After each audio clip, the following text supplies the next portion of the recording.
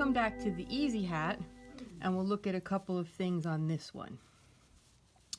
First, let's look at ribbing, because just like I said on the other hat, especially in ribbing, you don't want to weave in ends going side to side, because then your ribbing won't have the stretch that you want. So I'm going to take a couple of strands and go in through this. Now, you may have to go a little bit to the edge because we have a lot of color changes here if you didn't carry the colors up, and so you can't weave them all in the same thing. So you may have to go over, you know, an inch, weave in sideways for say an inch, and then go up and down. So on this side, I like to weave my ends into the knits, which are going to be the pearls on the outside. So let's say we don't want to start right here because all of these are going to be there. So we're going to move over to here and then weave in up and down. So I just go in and catch one side of the knits.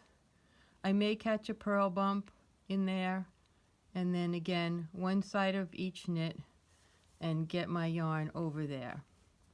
So make sure you pull one end through.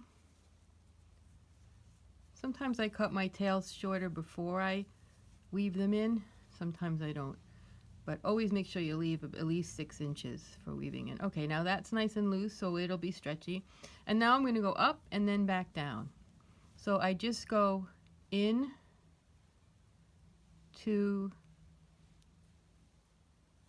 the side of the V. And you can do a few at a time. You don't have to do one at a time. But sometimes it gets tight and you can't do anymore, so then pull it through and then do a couple more. Okay, and now I'm going to come down the other side doing the same thing, just going through the side of the V's. If you have trouble going from one side, try going from the other side of the V.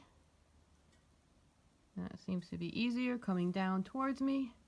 And there you go. That's what I would do for that. That way it's going up and down there, and see, it hasn't stopped my stretch at all.